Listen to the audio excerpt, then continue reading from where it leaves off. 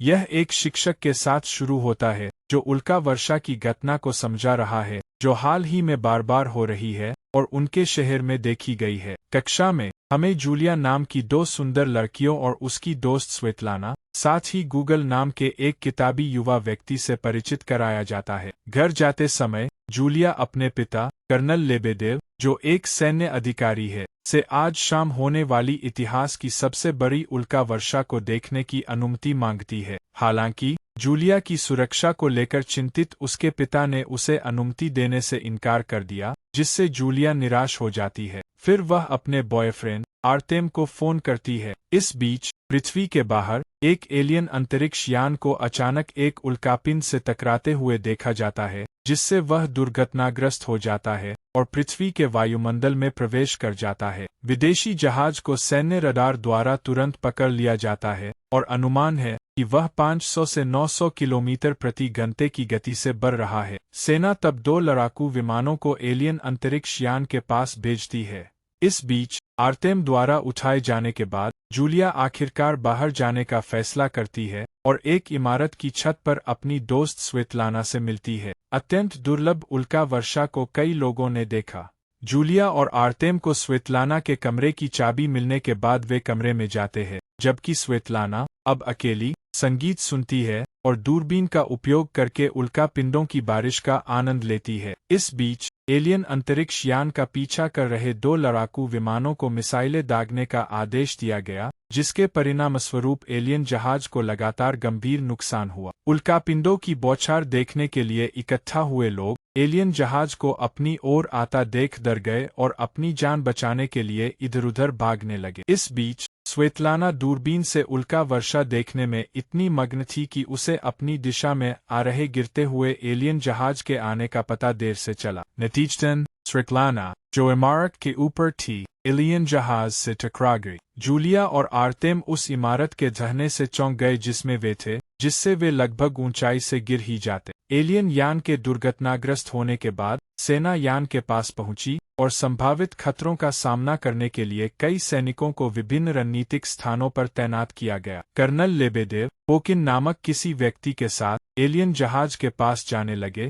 और एक एलियन उससे बाहर निकला। फिर वे एक दूसरे के सामने आए और यह स्पष्ट था कि उस एलियन का कर्नल लेबेदेव और पोकिन को नुकसान पहुंचाने का कोई इरादा नहीं था। वास्तव में ऐसा लग रहा था कि वो एलियन पोकिन की बात समझ रहा था। दुर्भाग्य से पोकिन, जो शुरू से ही घबराए हुए थे, अचानक बेहोश हो गए। तभी एलियन ने कर्नल लेबेदेव के साथ संवाद किया। सैन्य मुख्यालय में कर्नल लेबेदेव ने सभी वरिष्ठ अधिकारियों को समझाया कि एलियन रूसी बोल सकता है और अनुरोध किया कि अनावश्यक हताहतों से बचने के लिए कोई भी इंसान उसके जहाज के पास न जाए। हालांकि कुछ अधिकारियों, जो एलियन की मौजूदगी को लेकर चिंतित थे, ने एक निवारक हमले की वकालत की। लेबेदेव ने फिर उन्हें उबिजिल किया कि फिलहाल यह देखना बेहतर है कि आगे क्या होता है, क्योंकि अभी सबसे महत्वपूर्ण बात एलियन के साथ युद्ध भड़काने से बचना है, एक भावना जिसे बाद में राष्ट्रपति ने मंजूरी दे दी। दृश्य अस्पताल की ओर मुड़ता है, जहां बेहोश रहने के बाद जूलिया आखिरकार होश में आती है। फिर जूलिया को स्वेतलाना का सामान उसके बगल में मिलता है, जिससे पता चलता है कि उसकी दोस्त अब नहीं रही। फिर वह बाहर जाती है और किसी ऐसे व्यक्ति से मिलती है जो उसके कमरे के सामने सो रहा होता है और आर्तेम को बताती है कि वह एलियन जहाज से अपने दोस्त की जान लेने का बदला लेना चाहती है। इस बीच सेना ने एलियन जहाज के दुर्घटनास्थल से 1 किलोमीटर की त्रिज्या का एक सुरक्षित क्षेत्र स्थापित कर दिया है। घेरेबंदी वाले क्षेत्र के सभी निवासियों से अनुरोध है कि वे इलाका खाली कर दे, लेकिन कुछ शरणार्थी इनकार कर रहे हैं और अपने घरों में ही रहने का विकल्प चुन रहे हैं। जूलिया, जो अपने घर पर है, तब अपने पिता की तिजोरी से एक पिस्तौल निकालती है। फिर वह आर्तेम के मुख्यालय जाती है, जहां वह वर्तमान में अपने गिरोह के साथ इकट्ठा हो रहा है। फिर वे यहां से एलियन जहाज पर हमला करने की योजना बनाते हैं।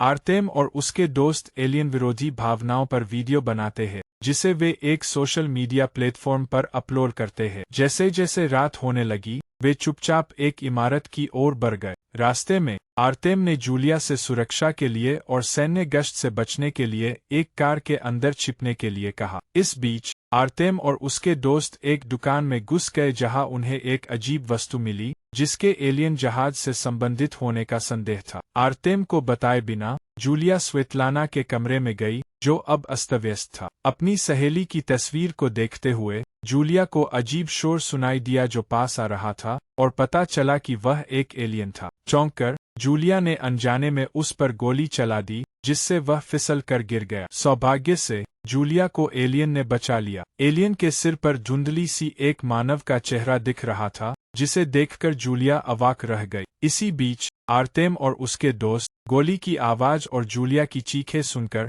ऊपर की ओर भागे। एलियन को देखकर आर्तेम ने उस पर प्रहार किया जिससे वह गिर गया और नीचे फर्श पर जा गिरा। फिर वे उस जगह उतरे जहां वह एलियन गिरा था और आर्तेम ने एलियन के बाहरी कंकाल पर इंसानों के खून जैसा खून देखा। इस बीच जूलिया ने एक मानव आकृति को मरने का नाटक करते हुए देखा और उसे एहसास हुआ कि यह उस एलियन का असली शरीर था जिसने उसे बचाया था। सेना के करीब आने के साथ आर्तेम, जूलिया और उनके दोस्त एलियन के एक्सोस्केलेटन के साथ भाग गए और एलियन जहाज से संबंधित माने जाने वाले अजीब वस्तु को पीछे छोड़ने का फैसला किया क्योंकि वह ले जाने के लिए बहुत भारी थी। उस रात जूलिया को नींद नहीं आई। वह उस एलियन के बारे में सोचती रही जिसने उसे पहले बचाया था, जो देखने में बिल्कुल इंसान जैसा था। आखिरकार जूलिया एक एलियन को बचाने के इरादे से कार लेकर निकल गई। उसी जगह पर लौटने पर उसने एलियन को बेहोश पाया। फिर जूलिया ने उसे कार में रखा और मदद के लिए गूगल नामक अपनी दोस्त से मिलने चली गई।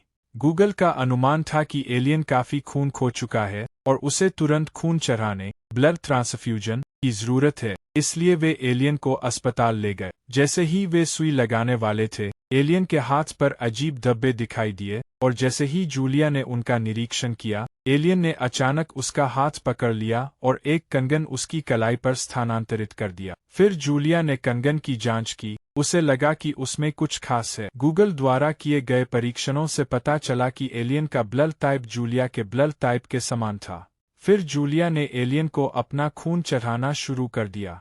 कुछ देर बाद वह एलियन कुछ क्षणों के लिए होश में आया और बेहोश होने से पहले उसने जूलिया को देखा। अगला, जूलिया एलियन को एक सुरक्षित स्थान पर ले गई और उसे बांध दिया। पर्याप्त सुरक्षित समझने के बाद जूलिया नहाने गई और एलियन द्वारा दिए गए ब्रेसलेट के चारों ओर पानी तैरता देखकर आश्चर्यचकित रह गई, जिससे वह दंग रह गई। इस बीच वह वस्तु जिसे एलियन जहाज का हिस्सा माना जा रहा था और जिसे पहले आर्तेम ने खोजा था, अब सेना द्वारा ले जाया गया और जांच के लिए मुख्यालय लाया गया। वैज्ञानिकों में से एक से बात करने के बाद कर्नल लेबेदेव कमरे से बाहर निकले और उन्होंने देखा कि उनके पीने के पानी के साथ कुछ अजीब हो रहा था। दूसरी तरफ एक मछुआरा नदी में सारा पानी गायब देखकर चौंक गया। इसके बाद सेना ने इस बारे में एक बैठक की और पाया कि उनके इलाके का सारा पानी एलियन जहाज द्वारा खींचा गया प्रतीत होता है।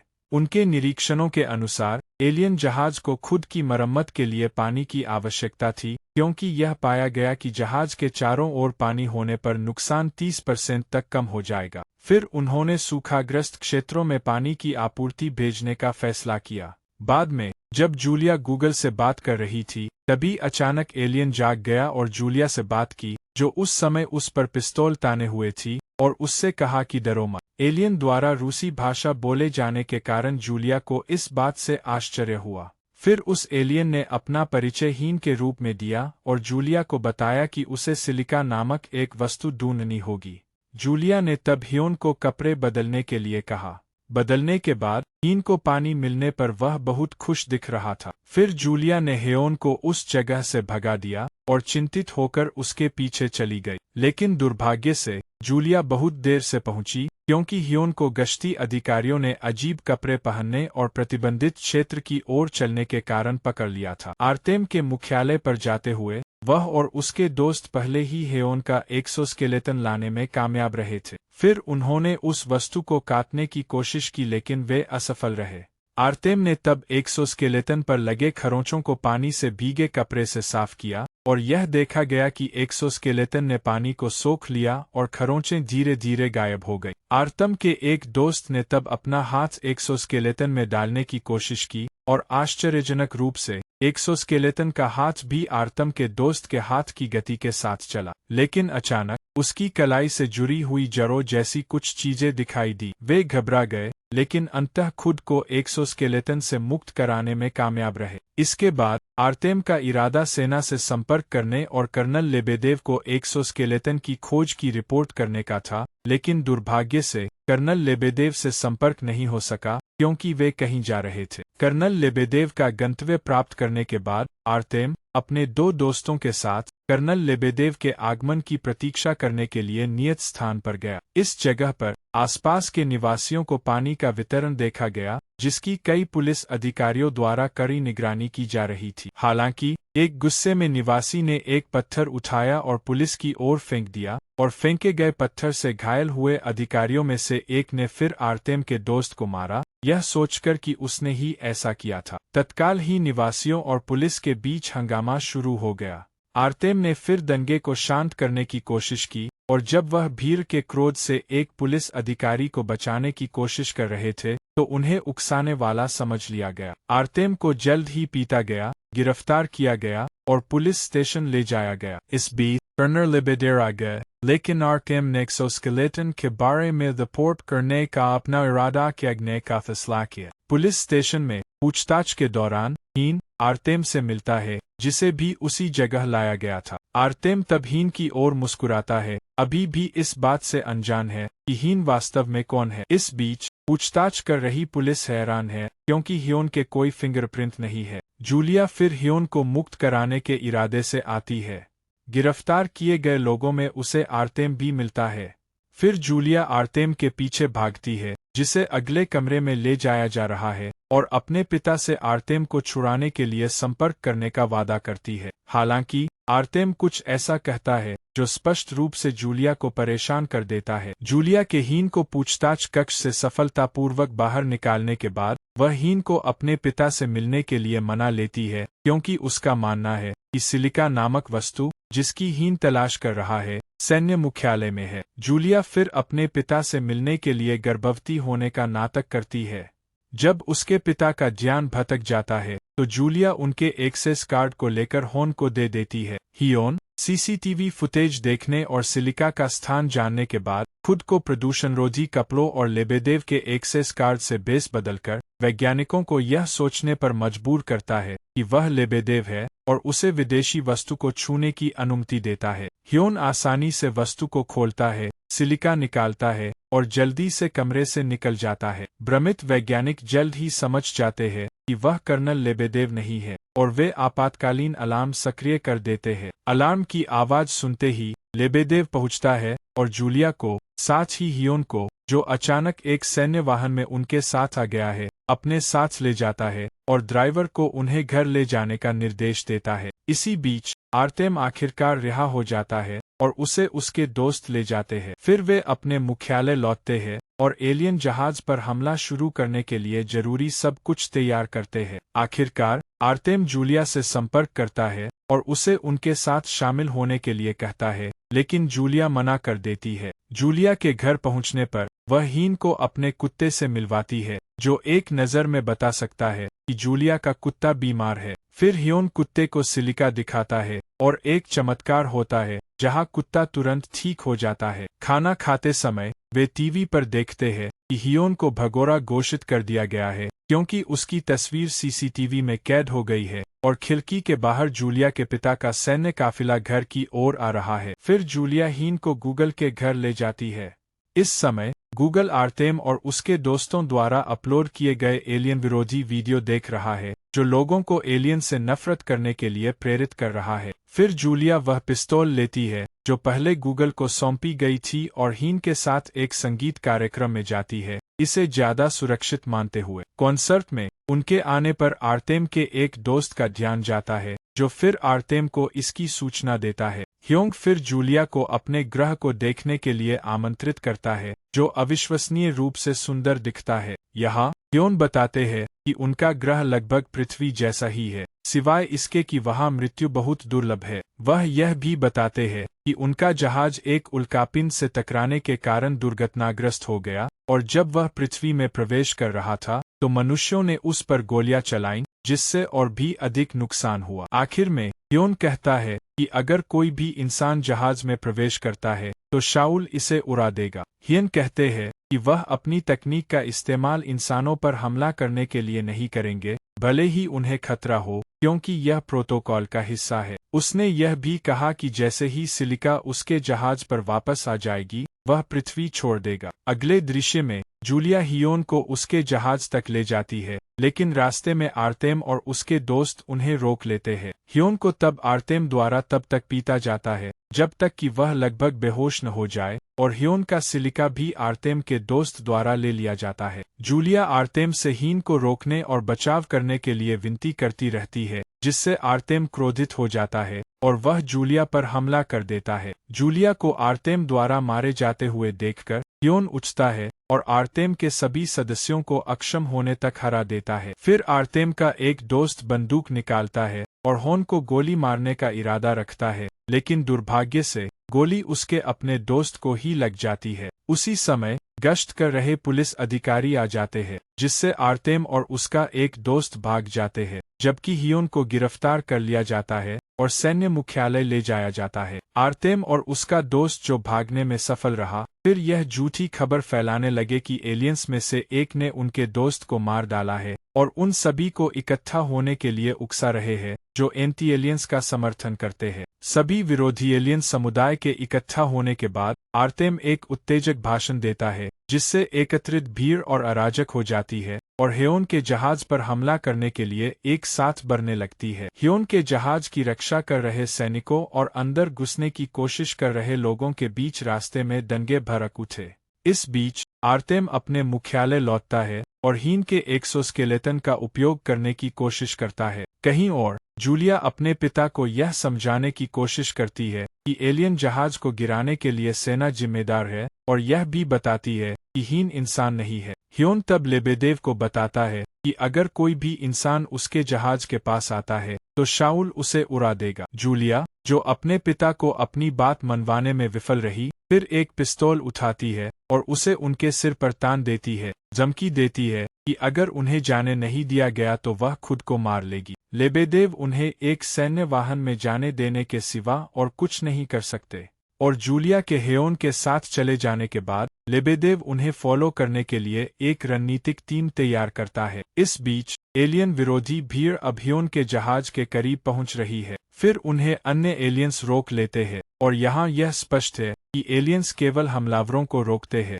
वे स्वयं किसी पर हमला करते हुए नहीं दिखते। लेबेदेव और उनकी रणनीति टीम दंगा स्थल पर पहुंच चुके हैं, एलियन पर हमला कर रहे लोगों को काबू करने की कोशिश कर रहे हैं। इसी बीच जूलिया और ह्योन को अचानक आर्तेम ने रोक लिया, जो अब ह्योन के बाह्य कंकाल का उपयोग कर रहा है। आर्तेम जूलिया द्वारा चलाई जा रही कार को रोकने की कोशिश करता है, जिससे वह अचानक रुक जाती है और जूलिया बेहोश हो जाती है। फिर ह्योन कार से बाहर निकलता है और आर्तेम से लड़ता है, एक बहुत ही असमान लड़ाई जो आखिरकार ह्योन को आर्तेम द्वारा बुरी तरह पीटे जाने पर समाप्त होती है। अंततः होश में आने के बाद जूलिया अपनी गाड़ी की रफ्तार बढ़ाती है और आर्तेम को टक्कर मार देती है, जो लगभग हीन को मारने में सफल हो गया था। फिर जूलिया कार से उतरती है और ह्योन के पास जाती है। इस बीच लेबेदेव के नेतृत्व वाली सेना ने एलियन पर हमला करने वाले लोगों को सफलतापूर्वक काबू कर लिया है। लेबेदेव तब अपना हथियार यह दर्शाते हुए रख देता है कि वह हमला नहीं करना चाहता। आर्तेम की ओर वापस आते हैं,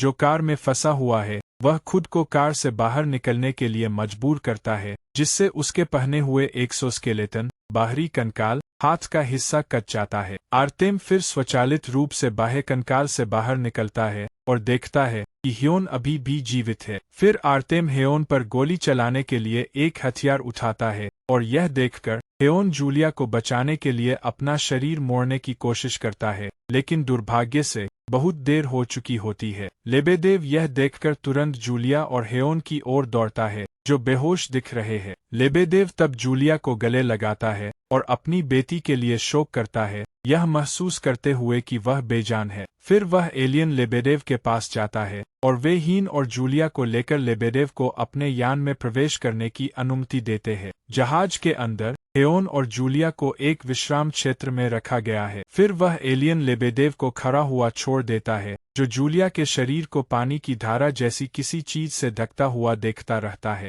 यह पता चला है कि एक्सोस्केलेटन चलाने वाले दोनों एलियन वास्तव में उन्हें नियंत्रित करने वाले प्राणी नहीं है। अचानक जहाज के अंदर से एक आवाज आती है जो खुद को शाउल होने का दावा करती है। फिर शाउल लेबेडेव को समझाता है कि वे जूलिया के शरीर को पुनर्जीवित कर रहे हैं और उसे विश्वास दिलाता है कि जूलिया कम से कम 80 वर्षों तक पृथ्वी पर जीवित रहेगी। राहत महसूस करते हुए लेबेडेव ने हीन की हालत के बारे में पूछा। साउल बताता है कि हियोन हमेशा जीवित रहेगा, लेकिन उसने जूलिया को अपनी जिंदगी दे दी। साउल यह ठीक से नहीं बता सकता कि हियोन ने ऐसा क्यों किया, क्योंकि यह बहुत कम संभावना के साथ अनायास ही हो गया, जिसे अक्सर इंसान भाग्य कहते हैं। लेबेडेव तब अन्य एलियंस की मौजूदगी के बारे में पूछते हैं, यह सोचते हुए कि केवल हियोन ही क्यों दिख रहा है। शॉल की व्याख्या से पता चलता है कि हियोन अकेले गया था क्योंकि पृथ्वी पर दूसरों को नहीं आना चाहिए, क्योंकि यहाँ का सामाजिक जीवन आक्रामक है,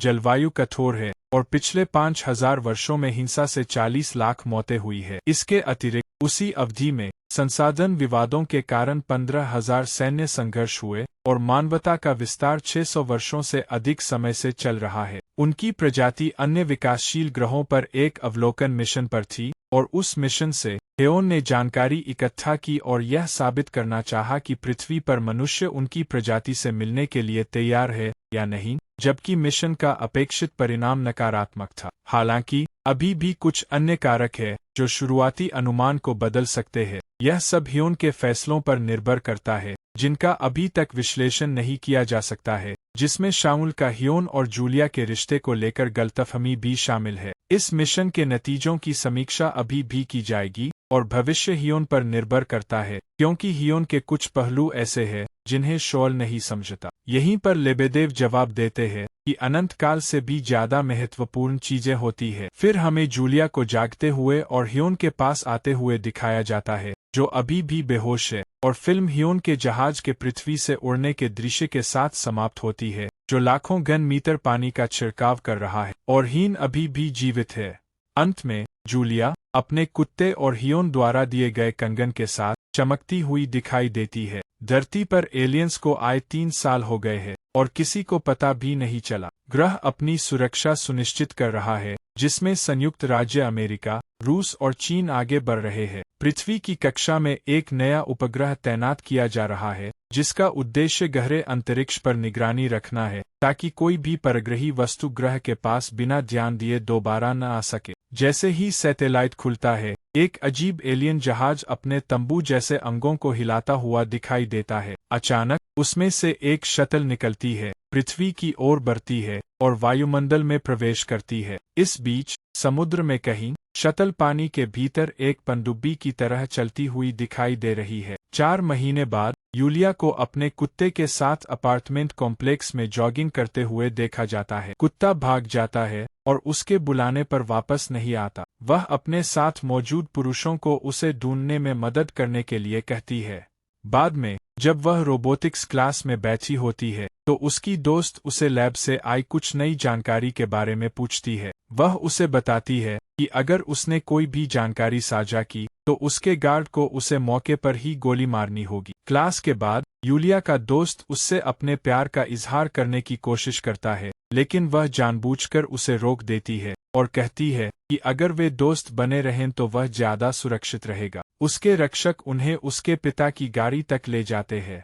बच्चा शेखी बघारता है कि वह रेलम में काम करता है और वे उसे वहां छोड़ देते हैं। वह इमारत में प्रवेश करता है और जब सुरक्षाकर्मी उससे पहचान पत्र मांगते हैं, तो पता चलता है कि वह सिर्फ एक प्रशिक्षु है। इस बीच यूलिया और उसके पिताजी अभी भी गाड़ी चला रहे हैं और वह उससे मजाक करते हैं कि वह उसे छुड़ाकर दूसरे देश में तस्करी करके ले जाएगा। वे रूसी रक्षा मंत्रालय की एक शोध प्रयोगशाला में पहुंचते हैं, जहां एक रोबोट दरवाजे तोड़ते हुए और एक कार को चकनाचूर करते हुए देखा जाता है। यूलिया के पिताजी प्रयोगशाला में एक वैज्ञानिक से इसके बारे में पूछते हैं।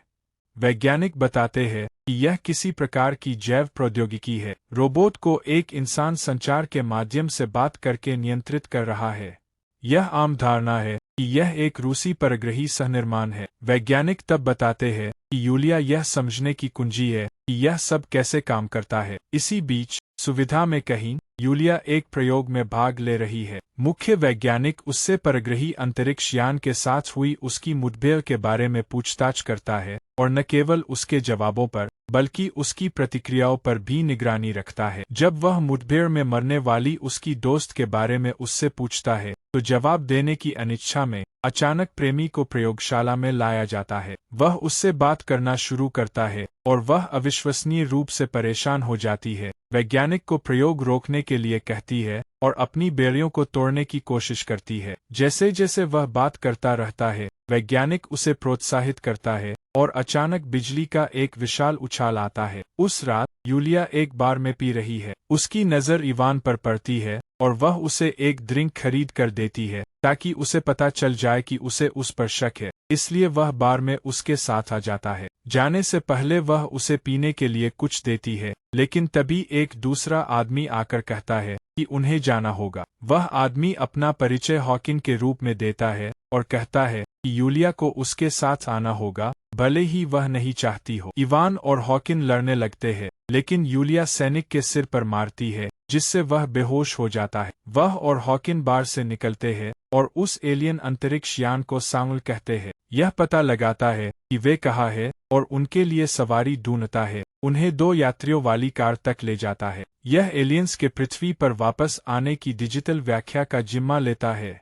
गाड़ी में वापस आकर हॉकिन यूलिया को बताता है कि वह खतरे में है क्योंकि उन्होंने प्रयोगों को बहुत आगे बढ़ा दिया है, इसलिए उन्हें तुरंत उड़ान भरनी होगी। गाड़ी तेजी से चल रही है और लगभग एक पैदल यात्री को टक्कर मार देती है, लेकिन वह तुरंत उसके सामने रुक जाती है और अन्य यात्रियों को बाहर निकलने के लिए कहती है। हॉकिन और यूलिया कार में सवारी करते रहते हैं।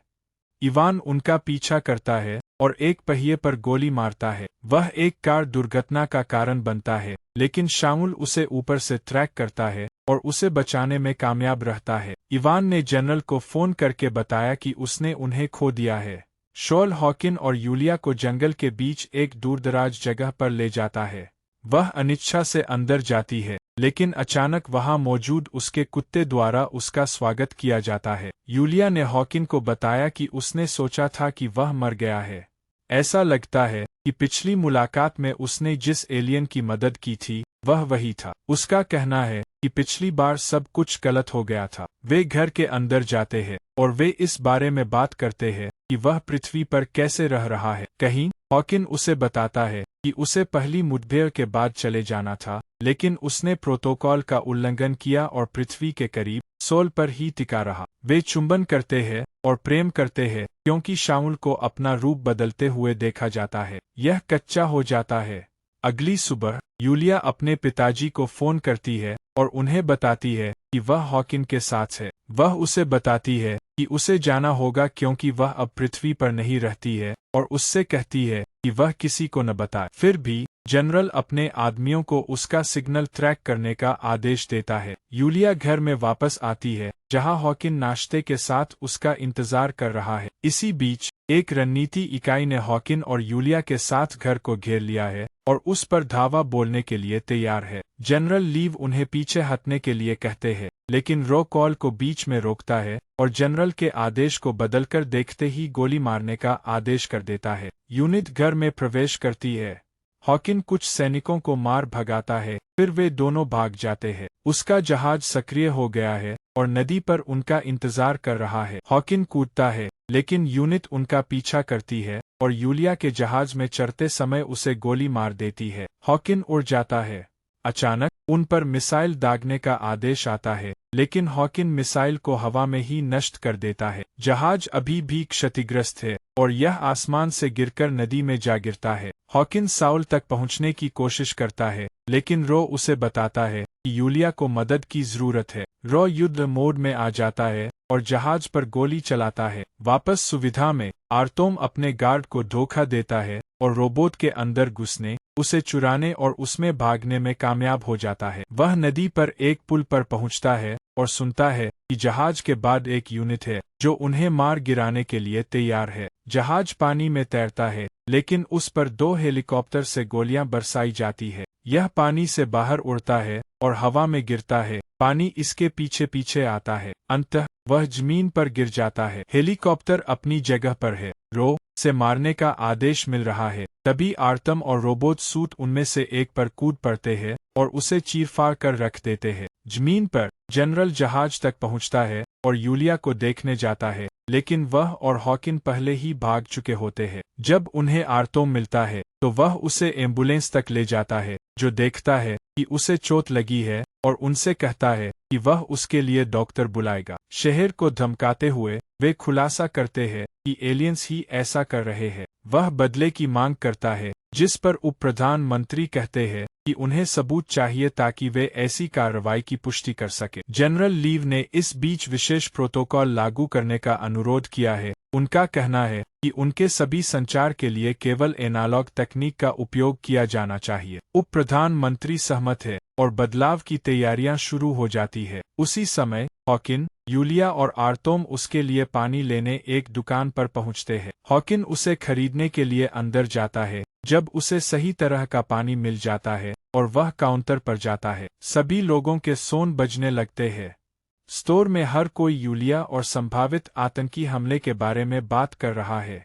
उसके बारे में सभी लोगों को एक ही संदेश मिलने लगता है कि उन्हें उसे ढूंढना है और खत्म कर देना है। जैसे ही हॉकिन कार में लौटता है, बगल वाली कार में बैठी एक महिला यूलिया को पहचान लेती है। यूलिया के बारे में समान जानकारी के साथ डिजिटल मीडिया रॉ द्वारा छा गया है, जिससे वह सबकी नज़रों में सबसे बड़ी दुश्मन बन गई है। गूगल में एक पुलिस अधिकारी यूलिया के बारे में पूछताछ करने आया। उसकी दादी अफसर को भगा देती है और जब वे दरवाज़ा बंद करते हैं तो पूछती है कि उसने अपने दोस्तों को कहाँ छुपाया है। वे अलमारी में थे।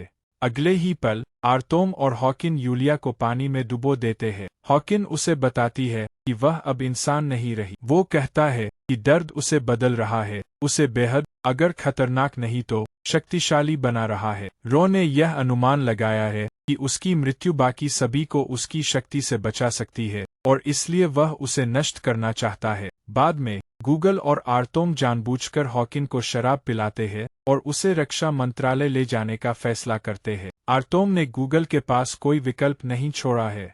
एक बार जब वे पहुंचते हैं तो उनका स्वागत यूलिया के पिता द्वारा किया जाता है, जो उन्हें मारने के लिए तैयार है। गूगल टूट जाता है और उसे बताता है कि उसकी बेटी कहाँ है। वह हॉकिन का सामना करता है और उससे रो के निर्देशांक बताने के लिए कहता है, जो केवल उसे ही पता है। जनरल ने इवान से यूलिया को लाने के लिए कहा, लेकिन उसे किसी और को बताए बिना सीधे उसके पास लाने के लिए कहा। वेधशाला रो में स्थित है, इसलिए जनरल अगले कदम के बारे में उप प्रधानमंत्री से संपर्क करते हैं। वे इससे हिंसक रूप से निपटने का फैसला करते हैं, लेकिन पहले उन्हें एक सैटेलाइट को नष्ट करना होगा ताकि वह उनके कार्यों को पकड़ न सके और अलग समस्याएं पैदा न करे। सेना रेलम के उपग्रह को नष्ट करने के लिए गूगल को भेजती है। एक बार जब सैटेलाइट नीचे आ जाएगा तो उसके रिबूट होने से पहले उनके पास कुछ ही सेकंड होंगे। वे एक अति गुप्त हथियार से रो को नष्ट कर देंगे, जिसे उप प्रधानमंत्री दिखावा करते हैं कि उनके पास है ही नहीं, जबकि वास्तव में उनके पास है। जनरल उसे समझाता है कि उनके पास कोई और विकल्प नहीं है। इसी बीच यूलिया तब में उठती है। उसके घाव भर गए हैं। वह गूगल की दादी के अपार्टमेंट से निकलने के लिए तैयार होती है। तभी इवान दरवाजे पर आ जाता है। वह उसे कहीं गाड़ी चलाकर ले जा रहा है। वे रो को मिसाइल से नष्ट होते देखने का इंतजार करते हैं और जब ऐसा हो जाता है तो खुश होते हैं, लेकिन जनरल को यकीन नहीं है। वह एक पूरी रिपोर्ट और दृश्य पुष्टि चाहता है ताकि यह सुनिश्चित हो सके कि एलियन अंतरिक्ष यान नष्ट हो गया है। इवान उसे भीड़ में से गाड़ी चलाकर ले जा रहा है। उसे अब भी उस पर विश्वास नहीं है, लेकिन आखिरकार वह उसे मंत्रालय ले जाता है, उसके पिता और बाकी लोगों के पास। इवान जनरल से निराश है और मौके पर ही इस्तीफा दे देता है। हॉकिन रो से बात करने के लिए फ़ोन का इस्तेमाल करता है। यह उसे बताता है कि यह प्रतिशोध के लिए तैयार है, क्योंकि इसका मानना है कि मनुष्य किसी भी चीज के लायक नहीं है। रो हॉकिन को बताता है कि वह वापस उड़ सकता है, लेकिन वह मना कर देता है क्योंकि उसे अभी भी मानवता में विश्वास है। शक्तिशाली अंतरिक्ष यान ग्रह पर विनाश की प्रक्रिया शुरू करता है, जिसे हर जगह से देखा जा सकता है, जिसमें रक्षा मंत्रालय का टावर भी शामिल है। रो यूलिया जैसे हथियार बनाने के लिए इंसानों द्वारा अपनी तकनीक का उपयोग करने की कोशिश करने पर क्रोधित है। यह मस्जिद भवनों के क्षेत्र के चारों ओर पानी का एक विशाल गुंबद बनाता है। जनरल हॉकिन को यूलिया को पकड़ने और उसे छत पर हेलीकॉप्टर तक ले जाने के लिए कहता है। वह गुंबद में ही है। हॉकिन जनरल के पास वापस आता है और अपनी शटल मांगता है, यह महसूस करते हुए कि बंदूक के साथ उसके पीछे जाना एक तरफा यात्रा है। आर्तोम उसे बचाने की कोशिश करता है, लेकिन उसकी जगह उसे गोली लग जाती है। पानी धीरे धीरे उन पर बंद होने लगता है, लेकिन इवान हिम्मत हार चुका है। पानी उन्हें डुबो देता है। हॉकिन रो के और करीब आता जा रहा है। आखिरकार जहाज को पानी के नीचे उसकी ओर तेजी से बढ़ाता है। यूलिया का ब्रेसलेट सक्रिय होता है और रो की ओर पानी की धाराएं भेजता है, जबकि हॉकिन भी उसके करीब पहुंच रहा होता है। यूलिया रो को पानी से बाहर खींचती है और जैसे ही सैन्य हेलीकॉप्टर उसे देखते हैं, वे उस पर गोलियां बरसाना शुरू कर देते हैं। यूलिया बार बार जहाज को धकेलती रहती है और सेना उस पर मिसाइल गिरा देती है, जिससे वह नष्ट हो जाता है। अचानक पानी पीछे हटने लगता है और लोग सांस लेने के लिए ऊपर आने लगते हैं। जनरल अभी भी जीवित है। हॉकिन का जहाज बचे हुए पानी में पीछे धकेल दिया जाता है क्योंकि रो मर रहा है। वह यूलिया के बगल में छत पर दिखाई देता है। विदेशी खतरा नष्ट हो गया है और एक बार फिर दिन बचा लिया गया है। अंतिम क्षणों में जनरल अपनी बेटी के नकली अंतिम संस्कार में शामिल होता है और बाद में एक हेलीकॉप्टर कमेका के ऊपर से उड़ता है। एक व्यक्ति हवाई जहाज से उतरता है और कुत्ते को लेकर चला जाता है। यह एक सामान्य ट्रैकिंग है जो एक खास जगह पर की जा रही है, और जब वह वहां पहुंचता है तो उसे यूलिया और हॉकिन मिलते हैं। वे गले मिलते हैं और सोचते हैं कि अब आगे कहाँ जाना है। यूलिया पानी को छूती है और नीचे से एक अंतरिक्ष यान प्रकट होता है,